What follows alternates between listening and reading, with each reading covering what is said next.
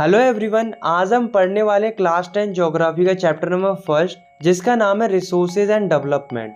ये जो चैप्टर है वो बाकी बहुत ही इंटरेस्टिंग चैप्टर है। हम इसी विजुअल्स और एनिमेशन की मदद से बहुत ही इंटरेस्टिंग वे में कंप्लीट करेंगे। तो चलिए स्टार्ट करते हैं।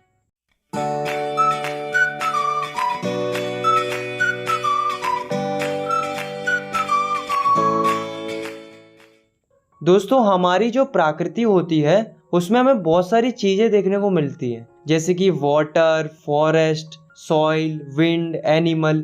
ये सब क्या है? ये सब रिसोर्सेस है। रिसोर्सेस का मतलब होता है कि हमारी प्रकृति में मौजूद कोई भी ऐसी चीज जो हमारी जरूरत को पूरा करती है उसे हम रिसोर्स कहते हैं, बशर्ते वो चीज हमारे लिए टेक्निकली एक्सेसिबल होनी चाहिए। मतलब उस रिसोर्स तक पहुंचने के लिए हमारे पास टेक्नोलॉजी होनी चाहिए। दूसरी, इकोनॉमिकली फीजिबल होनी चाहिए, मतलब उस रिसोर्स से हमें इकोनॉमिकल प्रॉफिट होना चाहिए। तीसरी, कल्चरली एक्सेप्टेबल होनी चाहिए, मतलब लोगों को उस चीज से कोई नुकसान या चोट नहीं पहुंचनी चाहिए। अगर ये तीनों कंडीशन फॉलो होंगी तभी कोई चीज रिसोर्स मानी जाएगी, अदरवाइज नहीं मानी जाएगी। तो हम लिख सकते हैं, everything available in our environment which can be used to satisfy our needs provided it is technically accessible, economically feasible and culturally acceptable, it is called a resource। आया समझ में? अब आप इस डायग्राम को देखो जो कि आपकी बुक में दिया गया है, जिसमें ऊपर की साइड नेचर है, इधर है टेक्नोलॉजी, इधर है इंस्टीट्यूशंस और सेंटर में ह्यूमन बींग्स। तो ये डायग्राम बेसिकली दो चीजें बता रहा है। पहली कि जो ये टेक्नोलॉजी, नेचर और इंस्टीट्यूशंस होते हैं वे आपस में इंटरडिपेंडेंट होते हैं। दूसरी कि जो ये ह्यूमन बींग्स होते हैं वे टेक्नोलॉजी की मदद से इंटरेक्ट करते हैं नेचर के साथ और डेवलप करते हैं इंस्टीट्यूशंस को, जिससे क्या होता है कि पैसे आते हैं और पूरी कंट्री का इकोनॉमिकल डेवलपमेंट होता है। Classification of resources. रिसोर्सेज को 4 तरीकों से क्लासिफाई किया गया है, मतलब कि रिसोर्सेज को 4 तरीकों से बांटा गया है।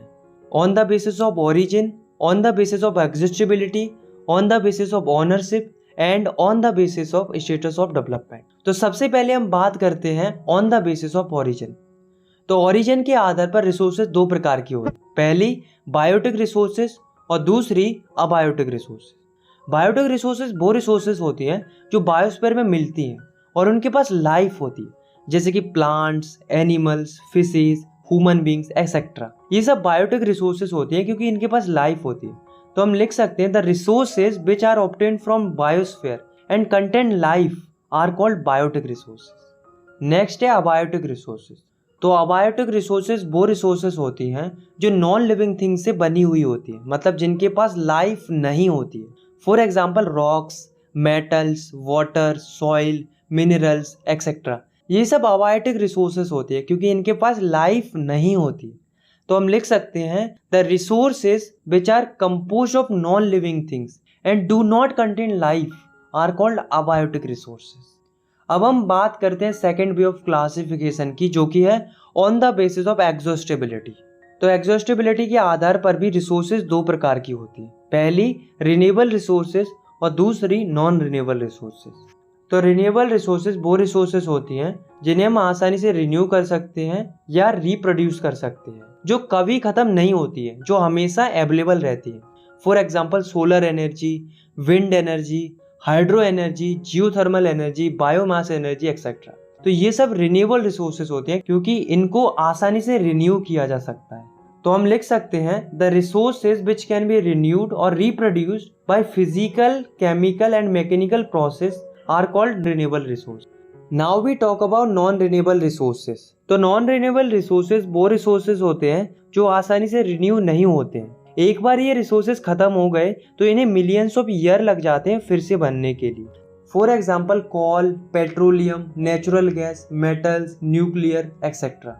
ये सब non-renewable resources होते हैं। तो हम लिख सकते हैं, the resources that cannot be renewed or reproduced immediately once they are exhausted, they take millions of years to regenerate, are called non-renewable resources।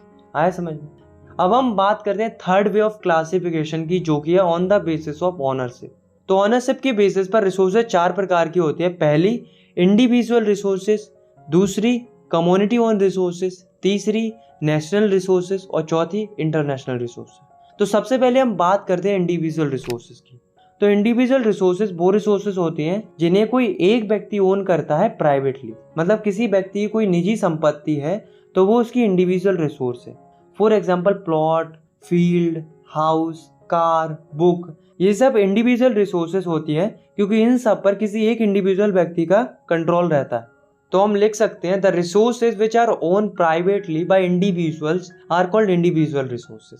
Next है कम्युनिटी ओन रिसोर्सेज। तो कम्युनिटी ओन रिसोर्सेज वो resources होती हैं जो किसी एक व्यक्ति के लिए नहीं बल्कि पूरी की पूरी कम्युनिटी के लिए होती है।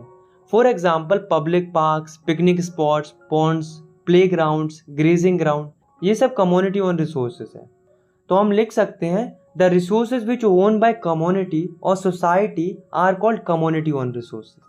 नेक्स्ट है नेशनल रिसोर्सेज। तो अगर हम टेक्निकली देखें तो देश में पाई जाने वाली हर एक रिसोर्स नेशनल रिसोर्स है, चाहे वो किसी की इंडिविजुअल प्रॉपर्टी ही क्यों ना हो। और हाँ, गवर्नमेंट के पास लीगल पावर होती है कि वो किसी की भी प्राइवेट प्रॉपर्टी को एक्वायर कर सकती है आम जनता के भले के लिए, बट गवर्नमेंट उसके लिए फेयर कंपनसेशन भी देती है। इसके अलावा देश में पाए जाने वाले minerals, water resources, forests, wild life, ये सब भी नेशनल रिसोर्स का ही पार्ट होते हैं। और साथ में कोस्ट लाइन से लेकर 12 नॉटिकल माइल्स मतलब 22.2 किलोमीटर तक का जो ओशियन का एरिया होता है वो भी नेशनल रिसोर्सेज का ही पार्ट होता है। तो हम लिख सकते हैं all the resources which are under the control of state and union government are called national resources. मतलब ऐसी रिसोर्सेज जो देश की गवर्नमेंट के कंट्रोल में रहती है उन्हें हम नेशनल रिसोर्सेज कहते हैं। नेक्स्ट है इंटरनेशनल रिसोर्सेज। तो इंटरनेशनल रिसोर्सेज वो रिसोर्सेज होती हैं जिन पर किसी एक देश का कंट्रोल नहीं होता है, ना ही कोई एक देश अपनी मर्जी से इन रिसोर्सेज का इस्तेमाल कर सकता है। इन रिसोर्सेज को इंटरनेशनल इंस्टीट्यूशंस रेगुलेट करते हैं, जैसे कि कोस्टल लाइन से 200 नॉटिकल माइल्स के बाहर वाला जो ओशन होता है जिसे ओपन सी भी बोलते हैं, वो इंटरनेशनल रिसोर्सेज में ही आता है। अगर किसी कंट्रीज को इन इंटरनेशनल रिसोर्सेज का इस्तेमाल करना होता है तो उन्हें इंटरनेशनल इंस्टीट्यूशन से परमिशन लेनी पड़ती है। तो हम लिख सकते हैं the resources which are not own by any specific country which regulated by international institution, such resources are called international resources. आया समझ में? अब हम बात करते हैं फोर्थ वे ऑफ क्लासिफिकेशन की, जो कि है on the basis of status of development. तो स्टेटस ऑफ डेवलपमेंट के बेसिस पर रिसोर्सेज 4 प्रकार की होती है। पहली पोटेंशियल रिसोर्सेज, दूसरी डेवलप्ड रिसोर्सेज, तीसरी स्टॉक और चौथी रिजर्व। तो सबसे पहले हम बात करते हैं पोटेंशियल रिसोर्सेज की। तो इसको मैं आपको एक एग्जांपल के थ्रू समझाता हूँ। वो एग्जांपल है गुजरात और राजस्थान का। तो गुजरात और राजस्थान में क्या होता है कि वहाँ पर बहुत ज़्यादा धूप पड़ती है और बहुत ज़्यादा हवाएं चलती हैं। तो हम यहाँ पे क्या कर सकते हैं, एक तो हम धूप के लिए सोलर प्लांट्स लगा सकते हैं और विंड्स के लिए हम विंड टरबाइन लगा सकते हैं, जिससे क्या होगा कि हम इलेक्ट्रिसिटी जनरेट कर पाएंगे। पर ऐसा हम नहीं करते हैं। क्यों नहीं करते हैं? क्योंकि इन मशीन्स को स्टेब्लिश करने में काफ़ी ज़्यादा इन्वेस्टमेंट होता है, मतलब काफ़ी ज़्यादा खर्चा होता है।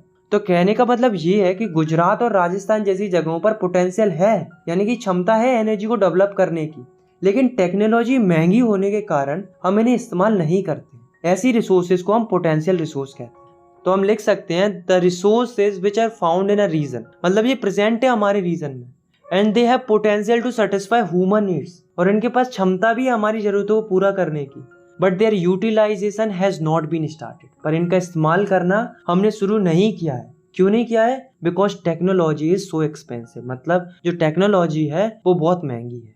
आए समझ में? इसका एग्जाम्पल हम लिख सकते हैं Gujarat and Rajasthan have potential for solar and wind energy. Next है हमारा डेवलप्ड रिसोर्सेज। तो जैसा कि नाम से ही पता चल रहा है कि वो रिसोर्सेज जो डेवलप हो चुकी हैं, मतलब ऐसी रिसोर्सेज जिनका सर्वे हो चुका है, इनकी क्वालिटी, क्वांटिटी सब कुछ हमने पता कर लिया है और करेंटली हम इन रिसोर्सेज को इस्तेमाल भी कर रहे हैं। ऐसी रिसोर्सेज को हम डेवलप्ड रिसोर्सेज कहते हैं। For example coal, petroleum, iron, rivers, ये सब डेवलप्ड रिसोर्सेज है। तो हम कह सकते हैं the resources which are surveyed and their quality and quantity has been determined for utilization and they are currently used by humans. Such resources are called developed resources. Next है हमारा stock resources. इसको मैं आपको एक example के through समझाता हूँ। जैसे कि जो वाटर होता है यानी कि पानी होता है, वो दो चीज़ों से मिलकर बना होता है, H2 यानी कि हाइड्रोजन और O2 यानी कि ऑक्सीजन। ये दोनों ही हमारे लिए बहुत ही ज़रूरत की चीज़ें हैं। हाइड्रोजन एक अच्छा फ्यूल है और ऑक्सीजन तो तुम्हें पता ही है इंसानों के लिए कितनी ज़रूरत की चीज़ है। तो ये दोनों हमारे लिए बहुत ही अच्छे रिसोर्स बन सकते हैं, लेकिन अफसोस हमारे पास कोई ऐसी टेक्नोलॉजी ही नहीं है कि हम वाटर में से इन दोनों रिसोर्सेज को एक्सट्रैक्ट कर पाएँ। तो कहने का मतलब ये है कि ऐसे रिसोर्सेज जिनके पास पोटेंशियल तो है इंसानी जरूरतों को पूरा करने का, लेकिन उन रिसोर्सेज को एक्सेस करने के लिए हमारे पास टेक्नोलॉजी ही नहीं है, ऐसी रिसोर्सेज को हम स्टॉक रिसोर्सेज कहते हैं। तो हम लिख सकते हैं the resources which have potential to satisfy human needs but there is no appropriate technology to access them. इसका एग्जांपल है extracting O2 and H2 from H2O। Last है हमारा रिजर्व रिसोर्सेज। तो रिजर्व रिसोर्सेज वो रिसोर्सेज होती हैं जिनको utilise करने के पास हमारे पास टेक्नोलॉजी है, पर हम इन रिसोर्सेज का इस्तेमाल जानबूझकर नहीं करते हैं। हमने इन रिसोर्सेज को रिजर्व करके रखा है फ्यूचर की जरूरतों के लिए। फॉर एग्जाम्पल, जो डैम्स के अंदर पानी होता है और जो फॉरेस्ट होते हैं उन्हें हमने रिजर्व करके रखा है फ्यूचर के लिए। हम इन रिसोर्सेज को थोड़ा बहुत ही यूज करते हैं ताकि जब फ्यूचर में जरूरत पड़े तब हम इन्हें आसानी से यूज कर सकें। तो हम लिख सकते हैं the resources which can be utilized with the help of existing technology but we do not use them because we keep them for future requirements. आया समझ में? नेक्स्ट टॉपिक है हमारा डेवलपमेंट ऑफ रिसोर्सेज। दोस्तों, हम ये बात तो जानते हैं कि जो रिसोर्सेस हैं वो हमारे लिए कितनी ज़रूरी है, क्योंकि ये हमारी नीड्स को सेटिस्फाई करती हैं, यानी कि हमारी ज़रूरतों को पूरा करती हैं। लेकिन दोस्तों, इंसानों ने क्या किया है कि इन रिसोर्सेज को इनडिस्क्रिमिनेट तरीके से यूज़ किया है, यानी कि इन रिसोर्सेज को अंधाधुंध तरीके से इस्तेमाल किया है, जिस वजह से हमें आज के समय में कई सारी प्रॉब्लम्स देखने को मिल रही हैं। अब क्या क्या प्रॉब्लम्स देखने को मिल रही हैं, चलिए देखते हैं। Problem caused by indiscriminate use of resources. तो बेसिकली हमें 3 प्रॉब्लम्स फेस करनी पड़ रही हैं, जिसमें से पहली प्रॉब्लम है कि कुछ लालची लोगों ने अपने फायदे के लिए इन रिसोर्सेज का ओवर यूज किया है, जिस वजह से जो रिसोर्सेज हैं वो खत्म होती जा रही हैं। दूसरी प्रॉब्लम है कि जो रिसोर्सेज हैं वो कुछ ही लोगों के पास पहुंचती जा रही हैं, जिस वजह से जो सोसाइटी है वो 2 हिस्सों में बंट गई है, रिच और पुअर, यानी कि अमीर और गरीब।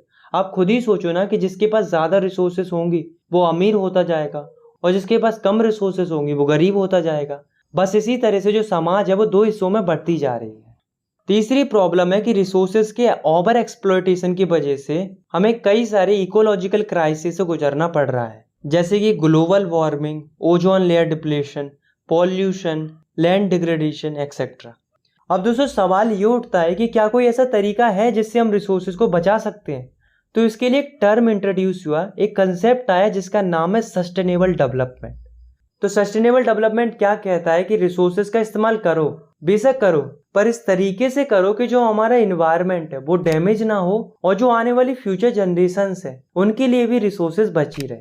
तो हम सस्टेनेबल डेवलपमेंट को कुछ इस तरीके से लिख सकते हैं, the resources should be used in such a way that our environment is not damaged and the needs of future generations are not compromised. This called a sustainable development.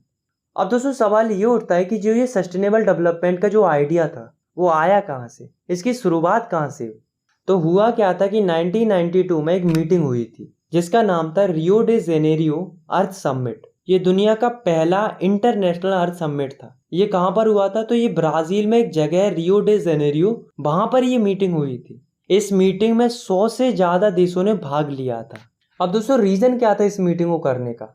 तो reason था कि कैसे हम इन्वायरमेंट को protect कर सकते हैं और जो इन्वायरमेंट से रिलेटेड जितनी भी समस्या है उनका क्या क्या समाधान हो सकता है, इस चीज पर डिस्कशन करना, ताकि विश्व स्तर पर सोशियो इकोनॉमिक डेवलपमेंट हो सके।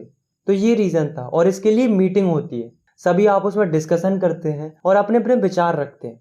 इसके बाद इस मीटिंग का रिजल्ट आता है। तो रिजल्ट क्या आता है? देखो, पहला, सारे देश मिलकर जंगलों को प्रोटेक्ट करने के लिए ग्लोबल फॉरेस्ट प्रिंसिपल्स पर सहमति जताते, मतलब सारे देशों के लीडर ये सहमति जताते हैं कि हम जंगलों का सस्टेनेबल तरीके से इस्तेमाल करेंगे और जंगलों की रक्षा करेंगे। दूसरा, ये सारे देशों के लीडर सस्टेनेबल डेवलपमेंट के लिए एजेंडा 21 को अपनाते हैं।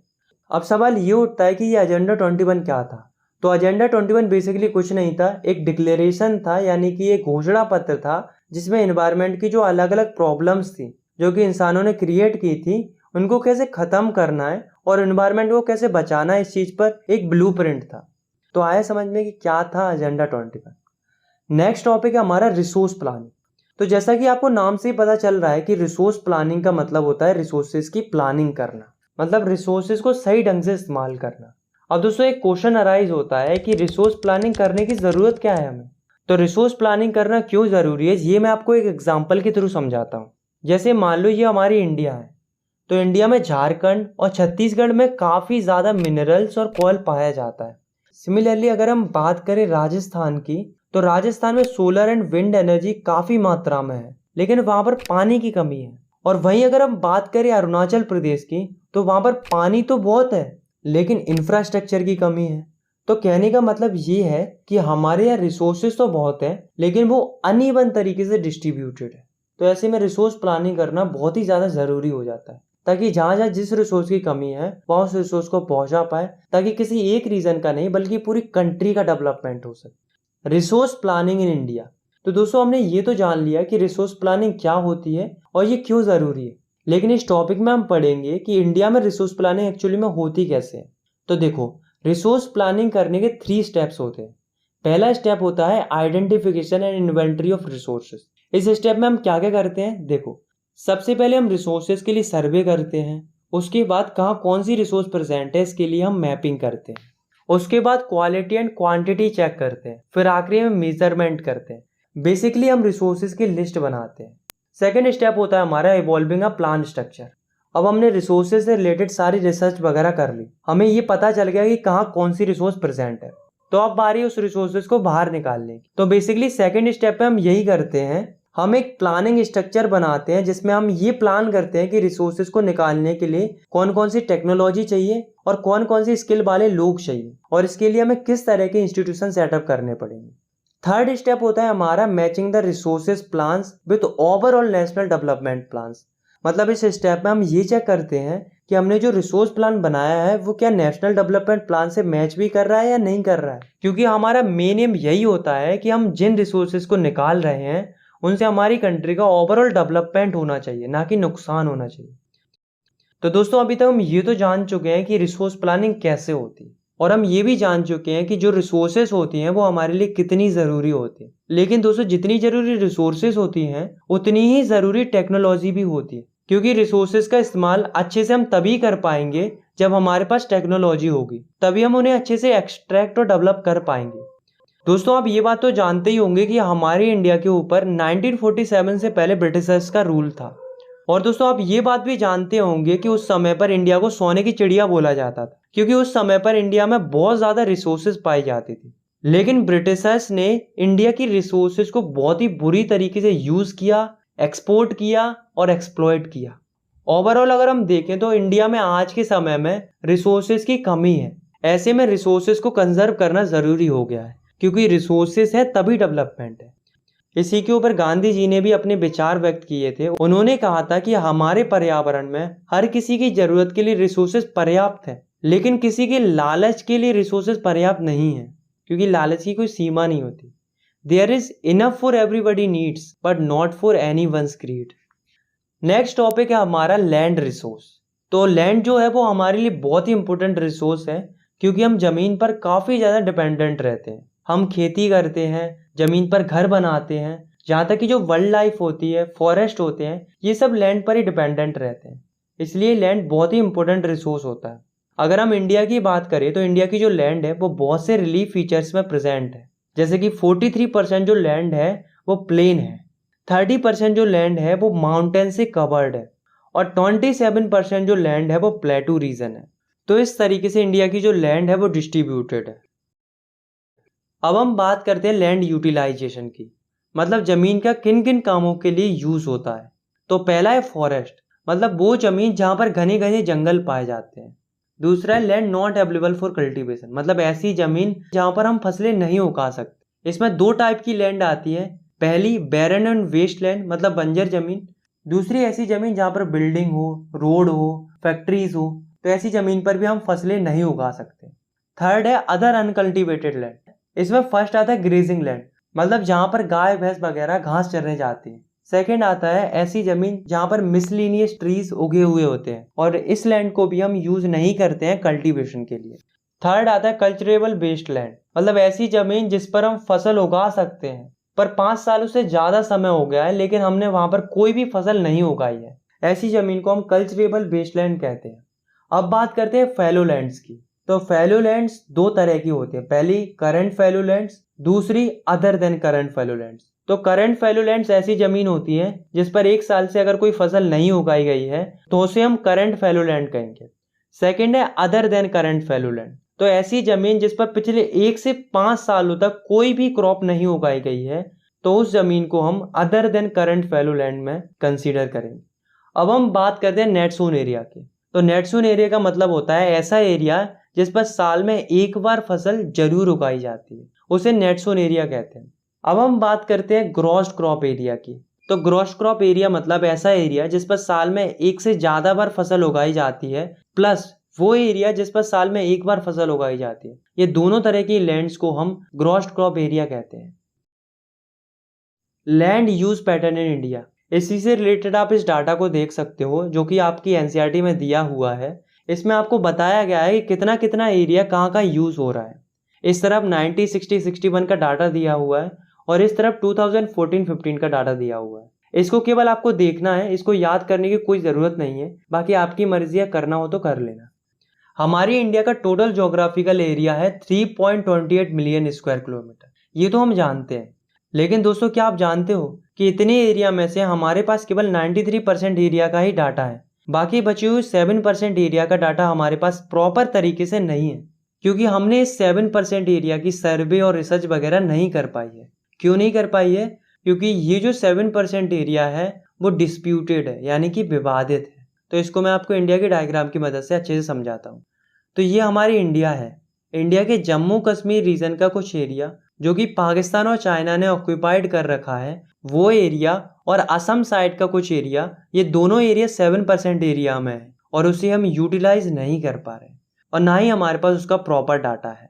बाकी बचा हुआ 93% एरिया उसे हम अच्छे से यूटिलाइज कर रहे हैं और उसका हमारे पास प्रॉपर डाटा भी अवेलेबल है। अब हम बात करते हैं नेट सोन एरिया की।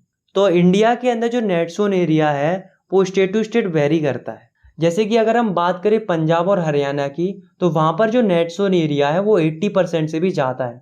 मतलब पंजाब और हरियाणा में 80% से भी ज़्यादा ज़मीन पर खेती होती है। वहीं अगर हम बात करें अरुणाचल प्रदेश, मिजोरम, मणिपुर एंड अंडमान निकोबार आइलैंड की, तो इन जगहों पर जो खेती होती है वो 10% से भी कम होती है। यानी कि इन जगहों का जो नेट सोन एरिया है वो 10% से भी कम है। तो कहने का मतलब ये है कि इंडिया का जो नेट सोन एरिया है वो हर एक स्टेट के अंदर बहुत ज़्यादा वेरी करता है। मतलब किसी स्टेट में बहुत ज़्यादा फसल उगाई जाती है तो किसी स्टेट में बहुत कम फसल उगाई जाती है। तो हम लिख सकते हैं the pattern of net sown area varies greatly from one state to another state. आया समझ में?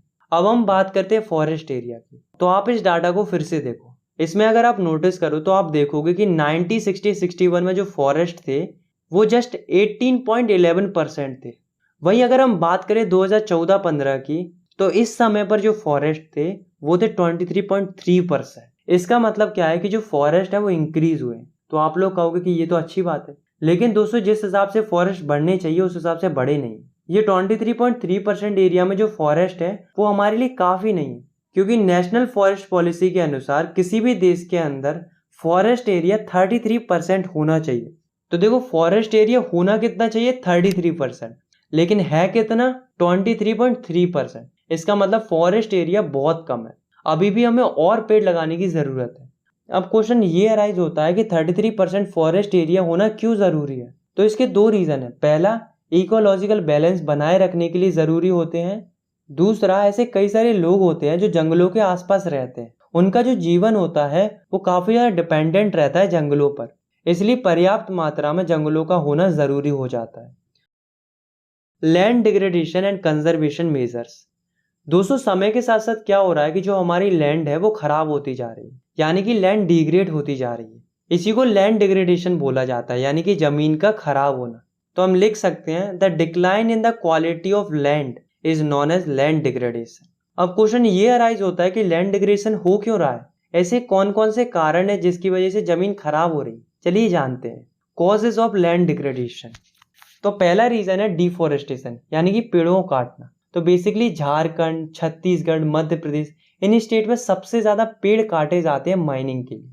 दूसरा है ओवर ग्रेजिंग। ओवर ग्रेजिंग का मतलब होता है कि जो कैटल्स होते हैं वो बहुत ज़्यादा घास खा लेते हैं, जिस वजह से जो लैंड की टॉप मोस्ट लेयर होती है वो खराब हो जाती है। ओवर ग्रेजिंग मोस्टली दो जगहों पर सबसे ज़्यादा होती है, मध्य प्रदेश और महाराष्ट्र। थर्ड है ओवर इरिगेशन। ओवर इरिगेशन का मतलब होता है खेतों में हद से ज़्यादा पानी देना। हद से ज़्यादा पानी देने से भी लैंड डिग्रेड होती है, क्योंकि उससे लैंड सैलाइन या एल्कलाइन हो जाती है। ओवर इरिगेशन सबसे ज़्यादा पंजाब, हरियाणा, वेस्टर्न यूपी में देखने को मिलता है।